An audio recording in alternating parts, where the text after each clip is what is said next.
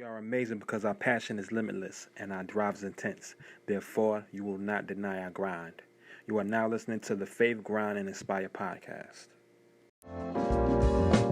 Welcome back to another great episode of Faith, Grind, Inspire. I am your host, Gene Alert. And this is your co-host, Jeffrey Patrick. What's going on? And today we have a very special guest, one of my good friends, Jatali. Hold on, but Gene, before we get started, I just want to let everyone know, because people have been saying to me, Jeff, we hear the podcast and we love the podcast, but it's not in the basement. We're not in the basement, okay? Because people think we're in the basement. We're at Madison Square Garden, heart of the city, home of the Knickerbockers, and we're making things happen, okay? Let it be known. Let's lead with it and let people know we're in the studio live at Madison Square Garden, okay? Very true. All right, let's do it. All right, let's do it. It's like, I'm trying to be humble out here. A lot of podcasts, they do it from their phones and tablets. We're in the new studio too. We're in the new studio, so we're going up there. The numbers are getting better. Yeah. And the view is beautiful, I must say. Thank you. Yes. So we have a very special guest, Miss Jatali. Yes. Miss Jatali. Yes. Hi. So from Kids Who Bank.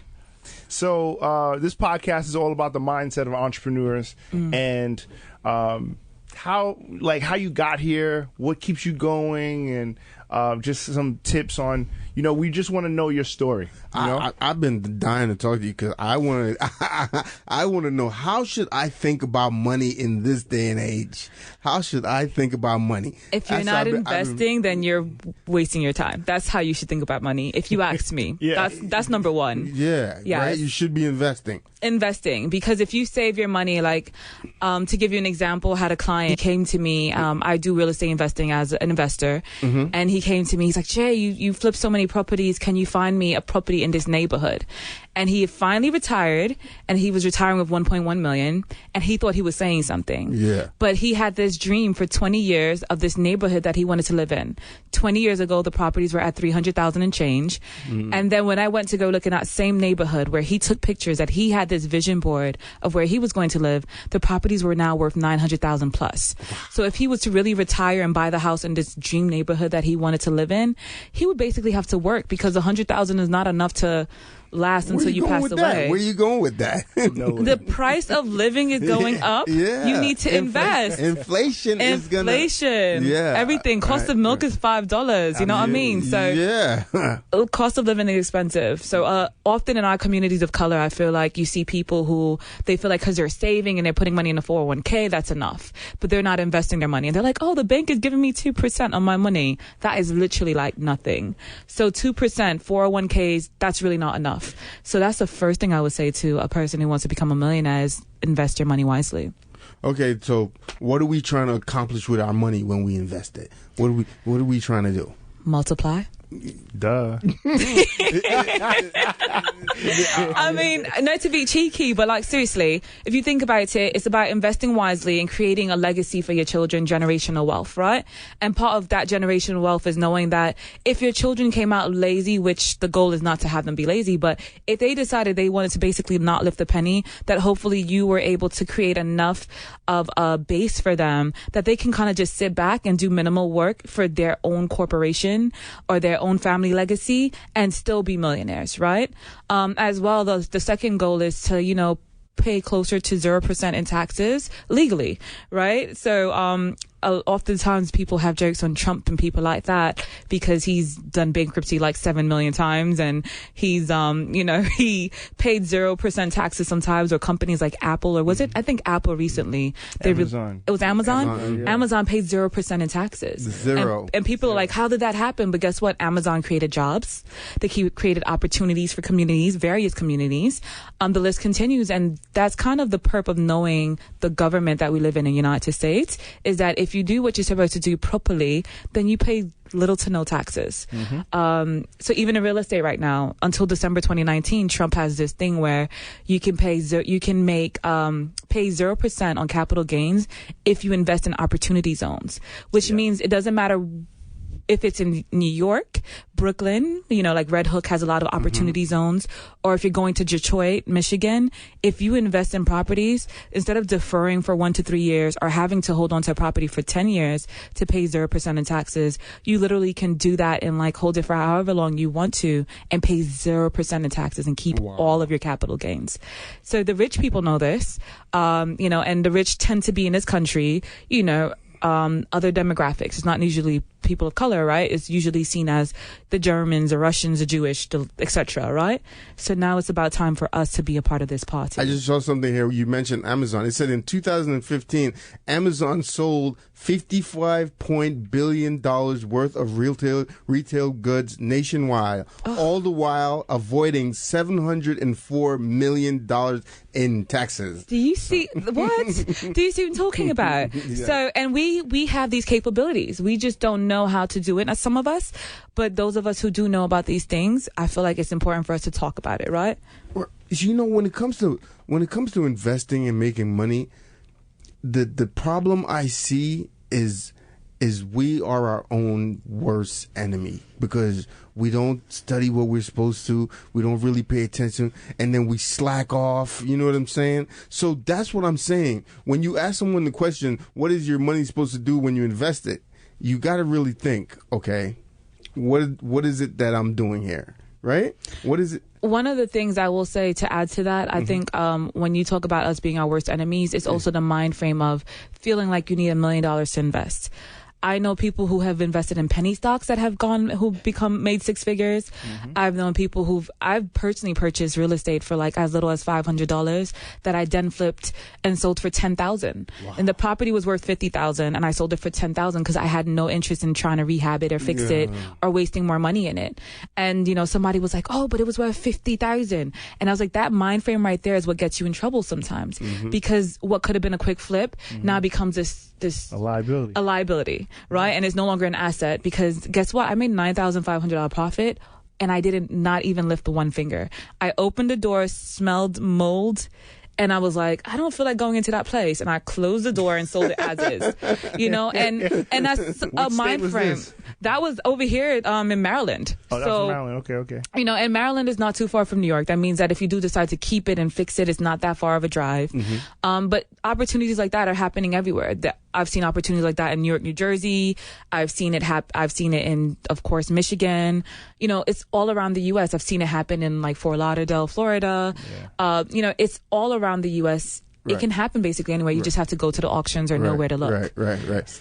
Now, we're talking about business, but my audience still doesn't know who you are. Who I am. So tell us where you're from.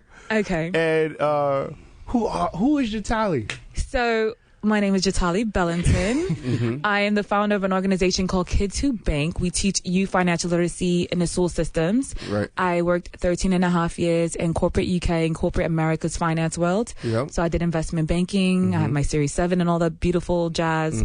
And then I also did 4.5 years forensic accounting. And I worked for major firms like Marc Jacobs and Gucci and Louis Vuitton, companies like that, where I just helped them make sure if the government was going to audit them, that they were all papers were, aligned. In line.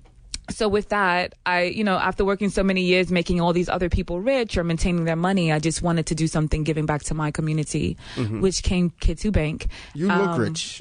Thank you. That's good. And I have no designer labels on as far as I could, you can't tell if I do have on something designer, and, I'm very low key. So I appreciate that. No, definitely. But, for me, when I started going to schools, within the last 3 years, basically, we were able to create a finance curriculum. I wrote a book. It's called Wants versus Needs, which you guys can see. I don't know if they can see it. So the book was my first book that I wrote, and I released the book. Gene was there when I first said I was going to write the book. Yes. And I reached out to him. I was like, I want to write a financial literacy book. And he was like, well, sis, if you think you want to do that and tackle that, I think you got this. And I was like, I reached out to him and one of my friend, Chris Classic, and a few people that I knew were motivators. Shout out to Chris. I told Chris, I was like, part of this book being written was you as a friend pushing and saying, Jatali, we need a disruptor. Right. And then this book turned it to something where in 2 months I created a curriculum, and then the finance curriculum the first year went into 137 schools nationwide, and then as of last Thursday we just finished 215 schools nationwide with our finance curriculum, which I don't even know if Gene knows this, but yeah, so I've just been like, we have 15 teachers, all people of color who have worked in either the finance world or have their PhDs and are professors in college that have been willing to work with me and go into the schools and teach our kids financial literacy. Nice. Yes. I appreciate that. Thank you know you. what? When Yeah, definitely, Thank you. definitely. When I think about kids and money, and I think about, there's a thing called muscle memory. Right, and you're so money memory, right? Yes. I like that. I remember the first time I came across the idea that money was important, right? And it was as a kid. I was 12 years old. My uncle Delroy, may he rest in peace, right? He gave me $20, right? At 12 years old, $20. That's a lot of money. Yeah. So, back in the days, I was, you got the tight shorts. I put the $20 in the waistband of my shorts, and I was riding my bicycle around. And there's this pizza shop, Nick's Pizza Shop by where I live. And I was going to go get a slice of pizza. Right? And when I got there, I ordered the pizza. The man brought the pizza, and I went down in my shorts to get the money. Oh, no. Yeah. And then I cried. I was riding. Money was gone. That was it. And I went home, and I laid in the bed that day. And I was like, you know what, man? I got to have some money. Right? Yeah, it's a mind frame that needs to start from young. Yeah. And unfortunately, what really got me even to write the book Wants versus Needs First was that I noticed that in the corporate world, I was working with people who were millionaires, multimillionaires, and they were living check to check. I had this one particular boss who he would literally every week be like, did we pay everybody? Do I have enough money to go do X, Y, and Z? Like he was living check to check. And in between the boats and all these other lavish things that sometimes we choose to live in, these mansions, etc., and we're not budgeting. We don't know the difference between want and need. And then it trickles down to the children. So although now we also start to do adults, because we also went into 15 colleges this year, including like Xavier College in New Orleans and HBCUs going around the U.S. And this year we're going into Howard, which is exciting. HU. Nice. HU. So, Nice.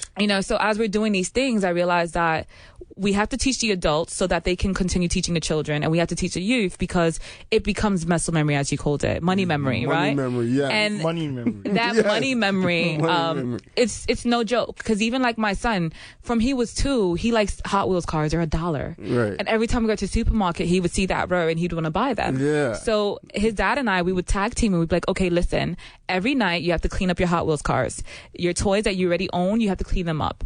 When you clean them up, you earn a quarter. And then as a parent, it was our job to make sure that if we got to the supermarket and there were like 1 or 2 days out a week that he didn't clean up his toys, he didn't have enough money to buy a Hot Wheel car, and we couldn't fold. By the second time that happened to him where he didn't earn the money to buy his toy and he couldn't buy his toy, although he was a little bit upset about it, it forced him to learn responsibility of how to manage his money and earn his quota so he could buy his car at the end of the week. And guess what? Now it's 2 years later, he cleans up his toys without even us asking him most of the time, right? And I like that. I like that. And it starts from so young. And so some people think, oh, how can you teach a 2-year-old about financial literacy? That's financial literacy. Budgeting, earning your money, knowing the difference between a want and a need. You want the quota, you want the car, guess what? Then you need to clean up your toys, right? So it's just changing the fundamentals of who we are as a people, because when you look at like the Jewish culture, they start teaching their children in the school systems at 9 years old financial literacy. I mean, our program went into 21 schools, yeshiva, Jewish temple schools. And it's funny because what I teach the high school students, when I showed them the curriculum, they were like, don't teach our 9-year-olds what you teach the 9-year-olds in the public schools. Teach our 9-year-olds what you teach the high school students. Really? And I was like, are you sure? Because this is a little bit advanced. But by the time I walk into that room and I'm mentioning depreciation or APRs and compound interest, they already know all the definitions. All they really need are the tools to learn how to implement them better. So I realized that our kids are starting at a deficit, most of them, because when I go into the public schools, sometimes these kids don't even know how to spell the word owner, right? And we're writing business plans and they don't know how to write the word business. And it's things of that nature. But these kids are sometimes 13, 14 years old. So why is it that our 14-year-olds aren't able to even read at a certain level? You know, where's the money and the funding going, right? And who manages that funding? So it's just time to disrupt. Market disruptor. That was our episode last week. Yes, I you know, that's what it's about. Exactly. Growing up, my dad used to for budgeting, he started with white envelopes. He'll give me, you know, I'll do chores. He'll say, okay, your allowance is $100, and you would break down this $100. So it would be fives, singles, tens, 20, 120, and he'll say, okay, on the envelopes, what's important for you? So I would say candy, food, clothes, toys, you know, and so each envelope had a budget. A budget. And if I ran, so he said, if you run out of money out of that envelope that you put in, that's it. But one of the envelopes, the fifth envelope, was saving. Awesome. So you had a choice. So at the end of the week, if there was still money in any of the envelopes besides the savings one, I had a choice. I could either leave it in there for the following week, or I could put it into the savings. Beautiful. You know, so of course, you know, I put it in the savings. And I kept doing this until, you know, I actually had a bank account. But beautiful. I remember when I got my car at 16, I was doing that. So I had an envelope, and it said gas. Awesome. So me and my friends used to go out, and, you know, my girlfriends at the time, and I would say, I can't go out because I don't have gas more. I don't have any more gas money in the envelope. And they're like, what are you talking about? And I'm saying, yo, I didn't budget. There's no, you know, unless you guys are putting in, I'm not going anywhere this weekend, you know? So it's important to budget. And you know what's even better? So now when I go into the school systems, you know, I give the kids apps and tools that they can utilize to do these fundamentals with our modern day society. Technology, right? So there's an app called Good Budget. Yes. And Good Budget allows you to do the envelope method, but digitally. So it automatically links with your bank account, and you can still do the whole different envelopes and everything of that Grown-ups nature. need that. So need that. I suggest Good Budget. Good budget. So when I do trainings with adults or, you know, parents, we will suggest different apps and things that you should look at, and that's one of them. Okay. Ja. Yes. What exactly does your curriculum look like? What is it? Does it entail? So we do everything from an investing 101 class where we teach the kids stocks, and like, especially in the school systems, the average school, especially if they pay for the curriculum, what we do is the kids get to purchase their first stock. So we use Give a Share, which is this website that allows you to gift shares to anyone, even if they're not your child. And then that person's name and only that person can basically, you know, sell that share if they wanted to. So we'll do that with the kids. We do a business plan 101 class.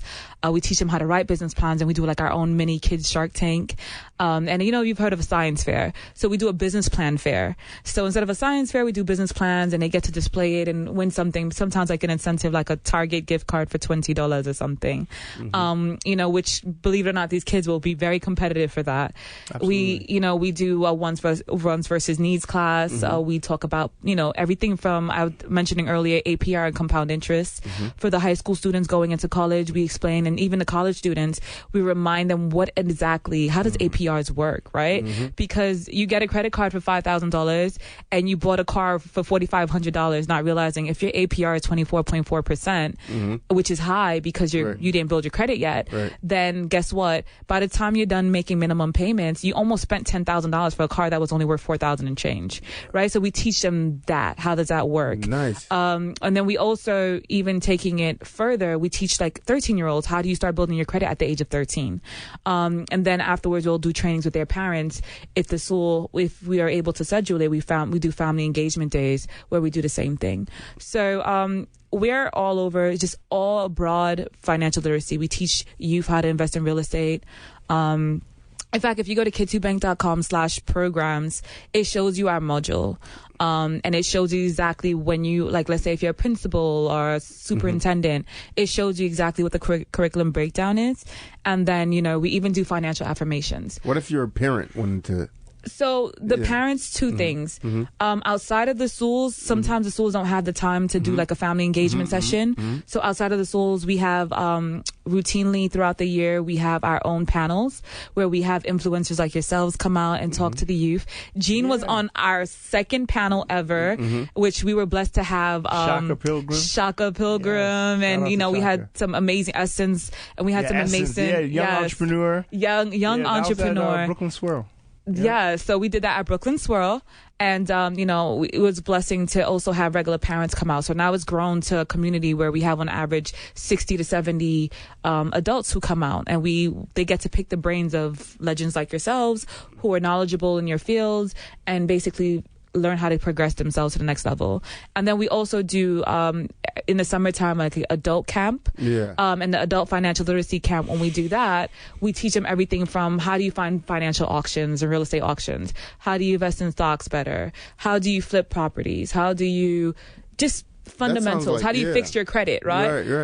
Because most people are in debt. Right? Yeah. In fact, by the time we're teaching sophomores in colleges, by sophomore year, most of the kids we've taught so far are already in debt because the first freshman year, the minute they get to campus, there's a pretty girl or a handsome man with a t-shirt and a credit card. And here's $2,000 credit card. And you think it's just that simple, right?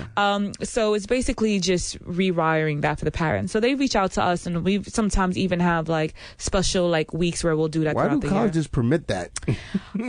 Because it's an institution. It's a business. Exactly. It's a business. And they get paid a lot of money, and sometimes they pay these corporations to come on the campus to pitch to their kids, because they're like, oh, we're creating opportunities, right? And the thing is, it's not bad that they allow the people to be there. It's bad that there isn't enough training to make sure that our kids understand how to properly utilize a credit card. And I always say is don't blame the institution, blame the parents and the children themselves, because we are supposed to make sure we know this knowledge and know how to manage our own finances. Right? It's like when someone goes broke, like you look at Bernie Madoff in that situation and all these millionaires who got robbed by him, and then somebody be like, well, why didn't you know he was robbing you? Right? Why weren't you able to look at your finances and make enough sense to see that something is not adding up here? Right? Or at least have a second, like a forensic accountant to come in and look over your statements every so often. But a lot of people were, unfortunately swindled by him. So I think it's our job to make sure our children have this information. And these colleges are providing. So you parents, lobby. Lobby. It's so your voices, your numbers, they count, lobby, go to Capitol Hill, complain, and let us know what you're feeling. And if you want your college to do that for the kids, guess what? If enough parents sign a petition, guess what? They're going to create a financial literacy course in every campus around the U.S. So that's kind of my thoughts on that. What would you say? All right. This probably won't be for the kids, but what would you say to an adult who's like, I am terrified of investing. It scares the living daylight out of me to even hear the word investing. Because I've come across people like that. Oh, like, yes. Get away from me. I don't want to hear it. You know what I'm saying? How do we help those people overcome that? I know you got to be scared a little bit, but come on. Embrace the uncomfortable. Yeah, embrace it. And also, like Steve said, you got to get out of your comfort zone. So that was my first thing is embrace the uncomfortable. If you're doing something, rather it's your job, your business, once you get to that point where you're comfortable and you become complacent, then I feel like it's time for you to push. And that means you're not living to your highest capabilities, in my personal opinion, if you're comfortable the whole time. So there's maybe something you're supposed to be accomplishing that you're not going to.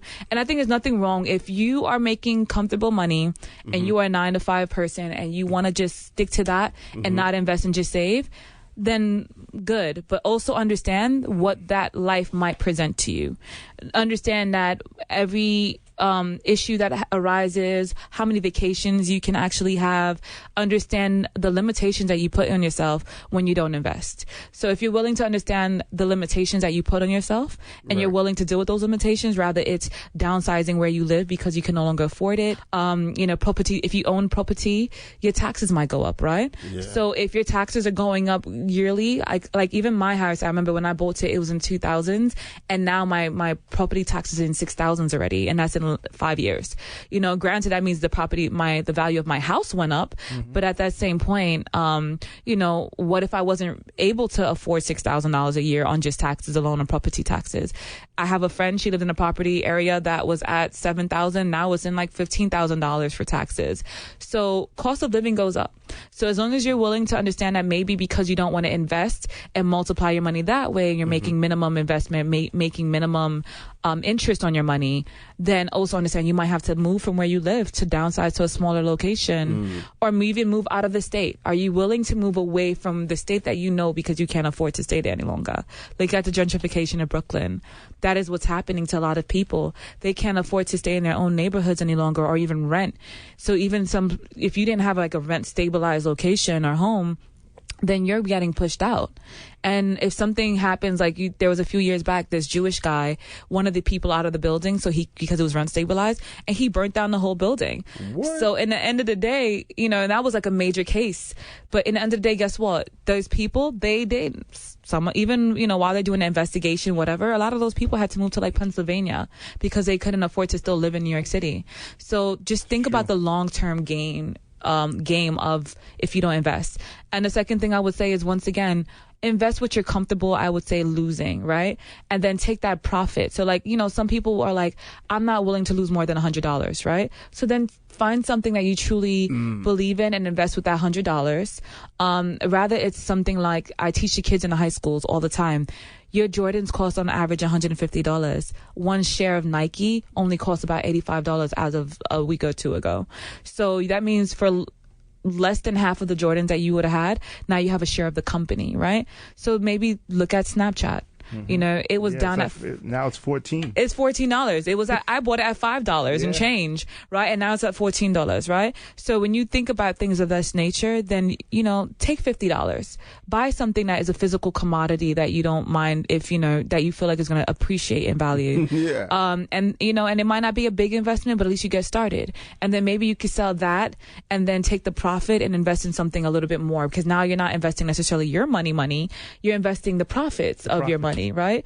So I always say, start small. If you're afraid to jump right in, start small. $1,000, $500. If you know you spent $3,000 on food, lower your budget to $2,000 and take that extra $1,000 and invest it in something that might appreciate in value, not just something that you ate and then it's gone. You had an experience and it's gone. And a lot of people in our community, we do that. We spend money on experiences and we forget, like, what is the value of that experience? So like, we teach the kids Jordans on average cost $1 to $5 to make, right? Whoa. And we're not telling you not to buy Jordans, but you just spent and invested in somebody else's dream. You spent $150 on something that only cost someone maybe $2 to make and manufacture. So if you can invest in somebody else's dream, why can't you invest in your own dream? So that's what I would tell adults, you know? You don't have to go hard, but do something. What do you think of Robinhood, the app? I think it's a cool app. It's a good start. You know, Stash, Robinhood, some of these don't charge you any fees for trading. And, you know, until you make a certain amount of profit, and then you have to, you know, expand. And that's a good way to start if you want to do stock market. I also do know, because I come from the stock market world and I did ETFs for foreign currency, I know a lot of people are like, the stock market's due to crash. Okay. So if you're afraid of the stock market crashing and you're afraid of Robinhood and things of that nature, then invest in something that you feel like real estate or something that you feel like is actually going to have longevity. But then don't forget, anything that you invest your money in, anything is a risk, but anything in life is a risk. You walk down the block and someone may hit you with a car, right? You know, even if you have like partial insurance. You know, some people don't even have insurance at all. And I'm like, for $20 to $30 a month, you can have insurance. And if, God forbid, anything happens to you, die, or you get hurt, then guess what? Your family and your kids would be at least set up enough to pay for the funeral, and the list continues. But people think in our community, like, oh, insurance is like $500 a month. I'm like, no, you can get partial insurance for like $200,000 for $20 a month. And guess what? $200,000, that's still leaving something for your child, better than leaving nothing. That in itself is an investment, right? So, you know, or so let me ask you this. I've been wanting to ask you this, but what's more important, making money, spending money, or saving money? I mean, I believe it's a balance of everything. That's for me, nothing is more important. So I have this trademark right now that I just trademarked my first slogan, and it's "Money is not my God," right? So if you go on my Instagram, you'll see me rocking this t-shirt hard. And if I wasn't at the UN today, I would have had my t-shirt on right now, right? And so money is not my God. So to me, making money will never necessarily be the biggest goal for me. And I also know that as much as I save, it's also important for me to spend wisely. And I don't want to not enjoy my life. So me, my values when I do spend, it's like vacation, right? It's experiences with my family, going out of the country, buying real estate overseas, things of that nature, things that I can say if I pass away, my child has a property here, there, or, those are the things that to me really impact. And I look at longevity wise. So you said there's none more important than the other. No, it's a balance. Life is a balance, right? You can't say money's not my God, right? So you can't buy my loyalty. I grind hard. I also know that although I was making six figures when I left the corporate world, I was able to leave it to do something that I was passionate about and go on to women believe that, you know what, if I tuck my chin in and play broke for a few years, that I'll reach my goals and be even make more than six figures. And, sure enough, because I believed in myself enough and because money was not my God, I was able to walk away from that. But then God was able to align me because, faith, grind, inspire, right? So my faith made me believe in myself and that he had my back. So I knew God had my back. I knew I was aligned and I knew that this was my next step. So because I trusted him and I was willing to do the grind and put in the work towards what I believed in, I was able to actually hit my goals, and now I'm able to inspire people. What was it? 3 weeks ago, I was in Atlanta speaking at BYOB. Shout out to Andrew and Pauliana. But Build Your Own Brand was in Atlanta. They happen yearly. And, there was like 2,250 people in attendance at BYOB. Wow. And I was privileged enough to be on a panel alongside other millionaires talking about how to become a millionaire. And now I'm able to be in a place to inspire people, but I had to take that jump out of that window. I had to believe that God would catch me and those wings would be there. And if I kept pushing and not fearing rejection, then that belief in myself and not fear of rejection, which in our community, that fear of rejection is real. It will cripple you. And I was able to inspire now. So that's really to me what it means to balance it all. I'm listening to this and I'm watching you and I'm getting chills because I remember when we met. Shout out to our mutual friend Lawrence Covington. Yes, and I'm looking at you like, yo, this is amazing. Yeah, and he knew me from the mouse that worked in the corporate world. I was like numbers and computers all day. Yeah, he's like, I got this. I got my homegirl. She's amazing. She's great. She's really smart, and she's really good with numbers. You're gonna love her. And we've been friends ever since. Oh my God, that was like, 16 years ago or something? Yeah. Oh my God. Now, you have Kids Who Bank has an award ceremony, right? Yes. And you presented me an award. Yes. And so, so tell us about the award ceremony and tell us about tell us about that. Why you gave Gene the award? Okay, so I'll tell you right now. No, he deserved it. He earned it. See this guy? He's about to lose his job. You know what happened? He just wants an award too. It's okay. So I want to know how you got it. I'll tell you how he earned it. So the Kidpreneur Awards is what I call it, and the Kidpreneur is all about honoring youth entrepreneurs and philanthropists, and the adults creating ladders for them. Let's be honest.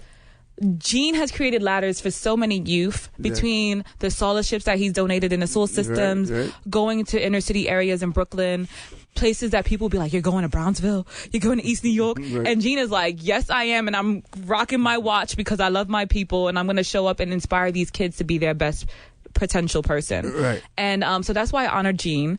But, furthermore, taking it a step further, we created it because the first year I went into 137 schools. And by the time I got to the 90th school, I realized that a lot of youth in our communities believe two things. One, that the rich people or affluent people who leave our neighborhoods, they don't pour back into the neighborhood.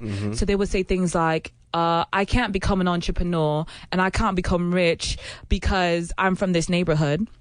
And then the second thing is they would say things like, only kids who are making their goals happen are like kids with silver spoons, like Willow and Jaden Smith. They have like rich parents pouring into them already. People. Yeah, and I was like, that's not true. And I would mention all these kids. I was like, I know a little girl who made 100,000 selling tutus, or I know a kid who made 300,000 selling slime. And they'd be like, where are these people? I've never heard of them. And then they would like look at Black Girls Rock, which shout out to Beverly Bond for that. Yes. But Black Girls Rock, they would say when most of the kids that they saw being honored were kids that were technically already like celebrity children to them, already featured all the time in the news. So long story short, fast forward, what ended up happening for me was that I took that information and I was like, you know what? I want to create something where they could see the everyday kids. Some of them are celebrities and some of them are just children who worked at a store and raised up enough money bagging groceries to create and pour into their businesses. And then, so we've honored like the junior flip kids, 5 kids who do real estate who have made already $650,000 in profit in real estate in Maryland and DC. As I said, a 6-year-old who made 100,000 selling tutus. A 7-year-old who made his own YouTube comedy series and cartoon series called Rocket Ship Squid. And the list continues. I saw that. DJs Amira and Kayla, they get paid. Yeah, I actually saw that. Yeah. That Rocket Ship Squid thing. I was like, wow. And his kid is only like 7 years old and brilliant.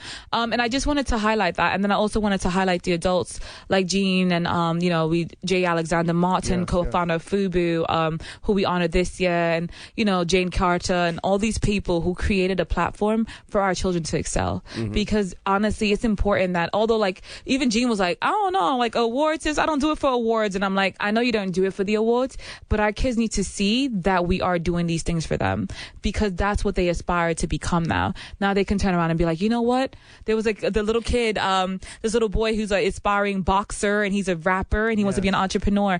And like he looks up to Jean and he's like, oh my God, like I can be a businessman and wear multiple hats, and we need to create these representations for our youth. Definitely. So actually a couple of you. Thank you. I'm proud of you and your whole team. It's a good look. Thank you. Now, how do you balance marriage and business and raising a little 4-year-old? Like, how does this work? Because we always ask the men this question. Team no sleep. Team no sleep? Yeah. I sleep in the summertime, technically speaking. Throughout the year, I vacation. And I make sure the whole family comes. Even when I went to Australia, I made sure that him and his dad were there and they came to Australia with me.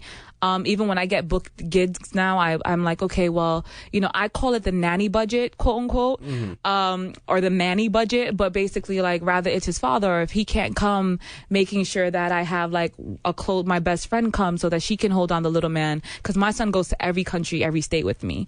I don't ever leave him behind. I don't, like both my parents have passed away. So I don't really have a parent to be like, can you watch my son? And I'm a hands-on mother. So as a hands-on mother, I left the corporate world so I can be a hands-on mom and raise my child. And I didn't want to sacrifice family or being a mom to be an entrepreneur and also pour into my community. Nice. So I just had to learn how to budget that all. And so it's Team No Sleep for a while. Okay. Now I'm starting to sleep again. No sleep. Yeah. So now I'm starting to sleep again.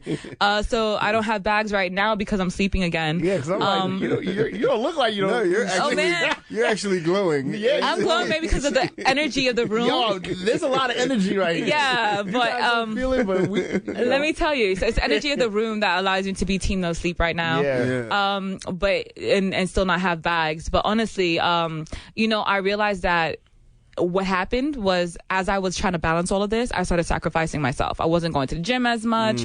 I gained weight, or like I was eating like at 10 o'clock at night when I would come home. Whoa. And or like now I'm in law school for cannabis law. So like then I was like, okay, I'm coming home extremely late. I'm exhausted. Then during the week, I still have to make sure I bring my son to something social and kid-friendly so that he doesn't lose his social skills. And I got to a point that as of the last month, I started making self-love moments for myself. So rather it's a bubble bath, 2 hours. I come home and I'm like, don't knock on the door. The lights are off. I light the candles for myself. And I do that, or just making sure that dinner time, I try my best to be home for dinner time, even if I have to leave again. But even if I come home, have dinner with the family and then leave again. Oh, nice. I'll make sure that I'm there at least, or I meal prep on Sunday so that I can cook something like a home cooked meal and we could all eat together. And then, you know, we had that moment where it's no TV, no cell phones. I don't care what meeting or emails are coming in. I'm ignoring everything. I like that. But I had to learn that self-love moment, right? I like the self-love moment. Yes. Yeah, me too. I'm going to have some self-love. I do that a lot of times. You need it. You need it. Spa day, massages. A spa day that's not, I don't tell anybody. I don't have self-love days. Okay, you need your skin looks like you do have it, but you need it. Because he doesn't help his wife with laundry. He doesn't do manual labor. His wife would think he has self-love. No, weeks. Seriously.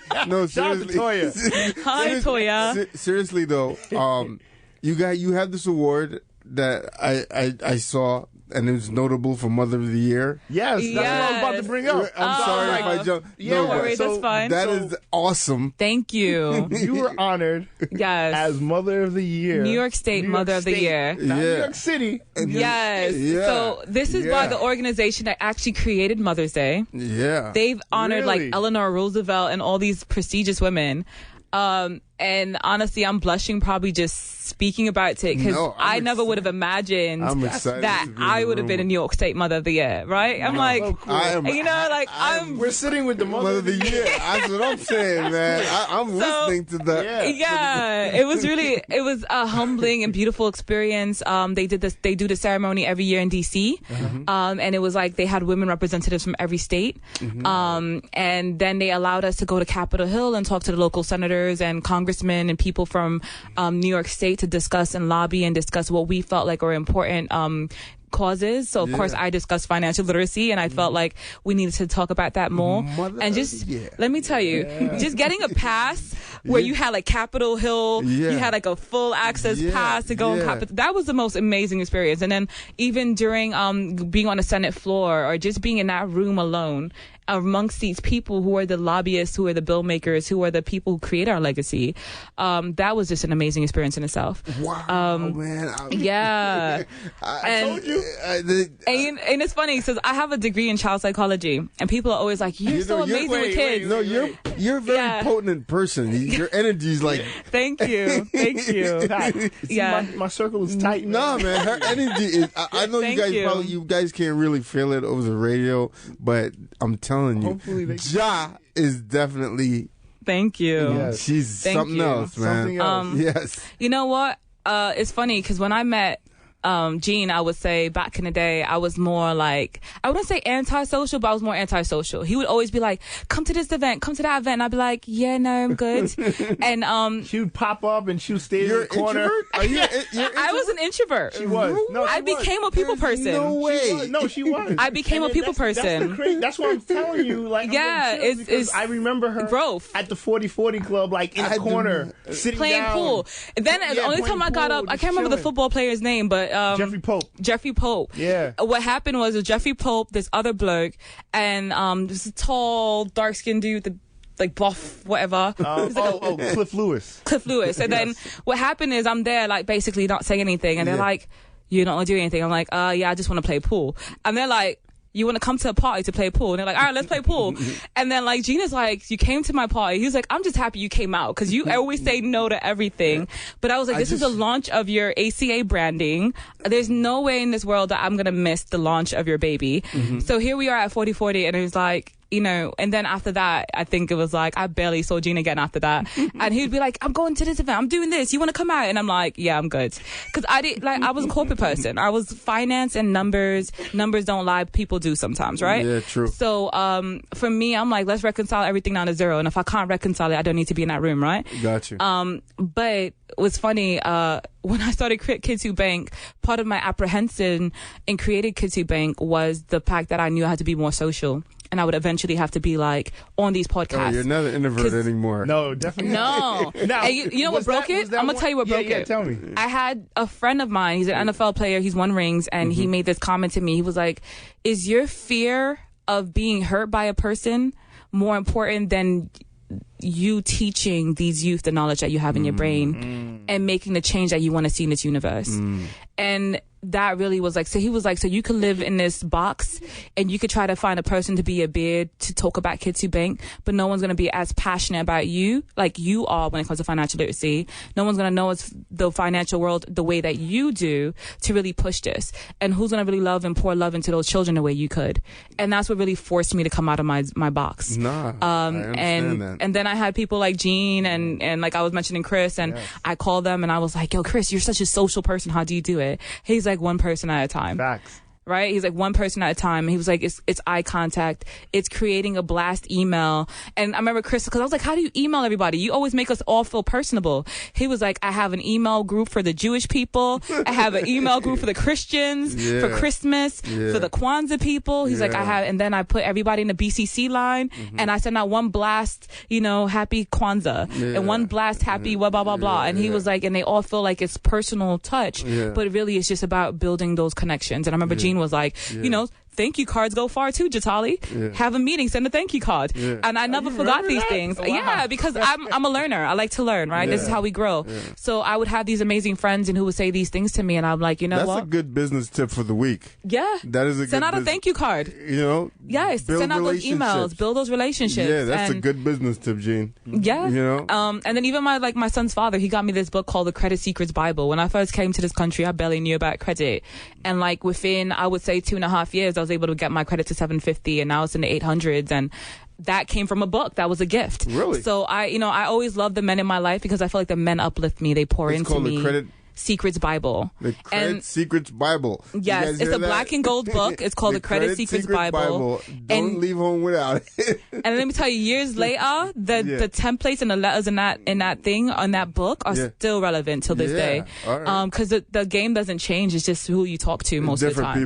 Different people. Exactly. I got you.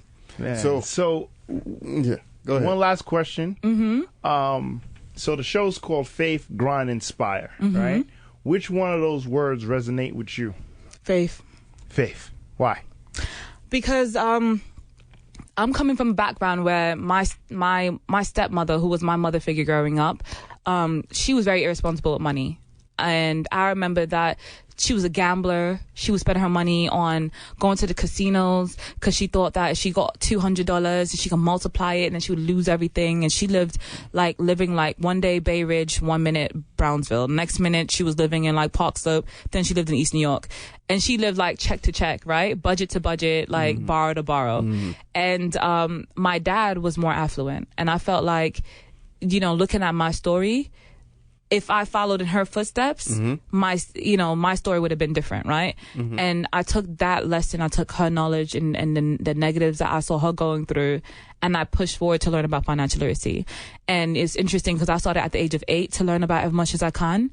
By the time I was 20, my dad passed away. And when my dad passed away when I was 20, I remember thinking he always made a comment I was going to wait till you're 18 to teach you this. But if I had waited till I was 18, then I would have only got 2 years of his knowledge. And that was God who knew this is what's going to happen. This is your story.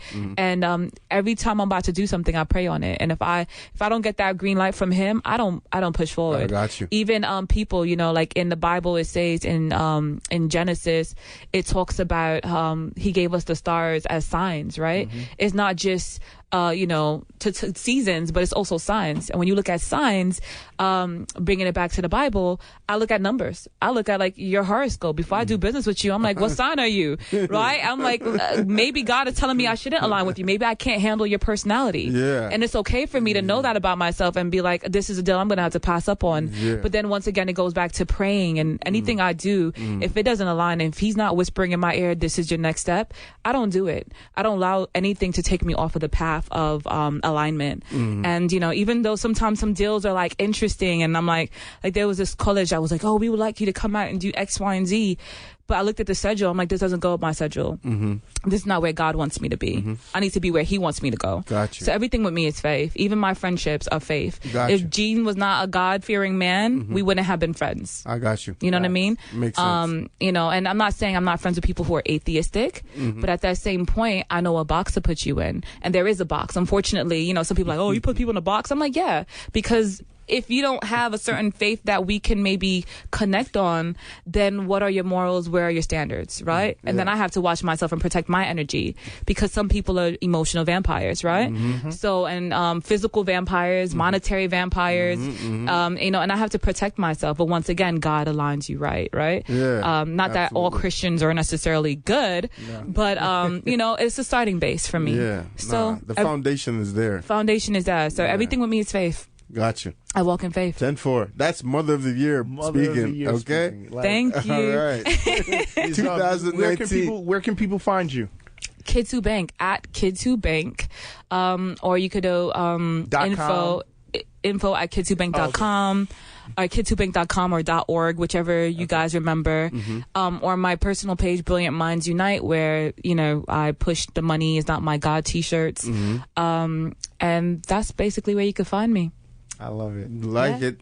Love it. Thank you. You guys are amazing. We're going to keep it. And Gene, I'm so proud of you. Thank this you so view, much. I'm pulling up to Penn Station, Madison Square Garden, and I'm like, it's amazing. Yeah. It's amazing. I've seen you from the beginning where I'm good at this. I have good aesthetics, and I'm just so proud of you too. I was telling Patrick today, I was like, I didn't get this far by caring about people's opinions.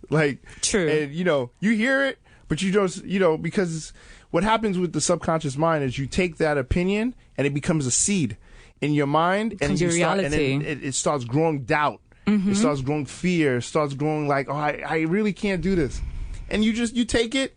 Oh, okay.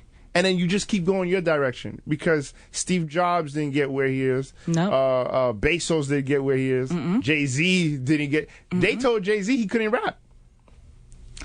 You gotta love it. You know what I'm saying? And now he's the first billionaire rapper? Yeah. So so I love what you're doing. Thank you you so much. Thank you. Thank you for coming on with me and Jeff. And shout out to our producers, Tim. Thank you, Jamie, Tim. Jamie. Brianna. Bree. And you can catch us every Wednesday on the Faith Grind Inspire podcast on OG Podcast Network. OG. Awesome. Live in Madison Square Garden. There's no doubt. I'm looking at this view. We're not in the basement. This is not in the basement. Honestly, I might be apprehensive if it was in the basement. We're at MSG. The deal is real. The deal is real. Let me tell you, Gene, you put in that work, and it shows, and the view is amazing. Thank you. Yes. So you can catch us every week. And thank you guys. Thank you for our Spotify, our YouTube. I forgot, somebody hit me up on Instagram and they said, don't forget to shout out the Instagram for your fans too. Oh, yes. So shout out to my Instagram fans, Facts. And, Facebook fans.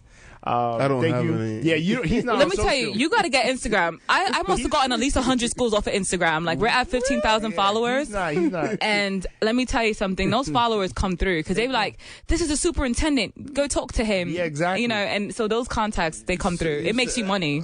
Oh my goodness, I am not on Instagram. He's not on anything. All right, we're gonna have to change that for you. Yeah. About to fish. What's that? Catfish? I'm gonna catfish you. Create a page for you. Yeah. All right. So we're out of here. Business tip of the day: build a relationship. Yes. Listen to the Mother of the Year. Yes. Awesome. Sponsored by Kids Who Bake. Yeah, definitely. Yes. That was brought to you. So I'll talk to you guys later. God bless and keep grinding. Peace. Awesome.